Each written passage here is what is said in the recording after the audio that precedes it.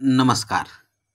मुख्यमंत्री माझी लाडकी बहीण योजना या संदर्भात आज आपण थोडी माहिती घेणार आहोत आणि तीही अत्यंत आवश्यक.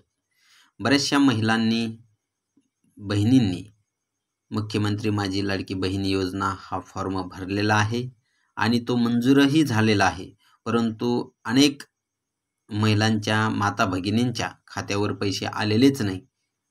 असे का? तर आज आपण जाणून घेणार आहोत नेमकं तुमच्या आधार कार्डला कोणता अकाउंट नंबर लिंक आहे, कोणती बँक लिंक आहे, कोणत्या बँकेत पैसे जाणार आहेत. तर चला सुरू करूया. सर्वप्रथम आपण क्रोम किंवा गुगलवर जाऊया.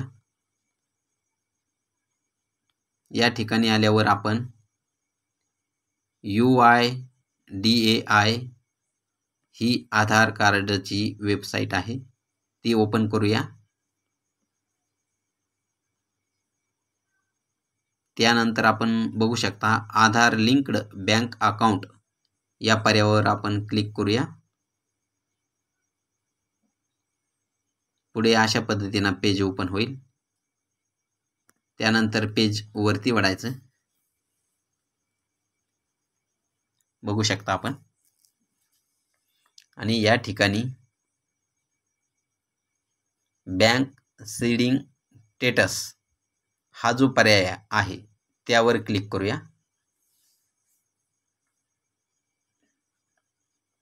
या ठिकाणी हे पेज ओपन झाल्यानंतर बघू शकता आपण इंटर आधार नंबर या ठिकाणी तुमचा आधार क्रमांक आपण डायल करायचा आहे आणि त्यानंतर खाली कॅप्चा कोड.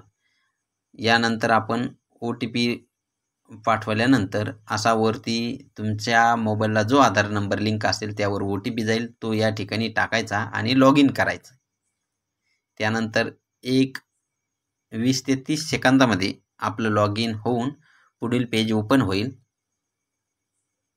ते पेज ओपन झाल्यानंतर ते पेज आपल्याला अशा पद्धतीने दिसेल. बघू शकता आपण पेज ते ओपन होत आहे. अशा पद्धतीने पेज दिसेल आपल्याला. या ठिकाणी आल्यानंतर आपण परत बँक सीडिंग स्थिती किंवा बँक सीडिंग स्टेटस हे चेक करायचं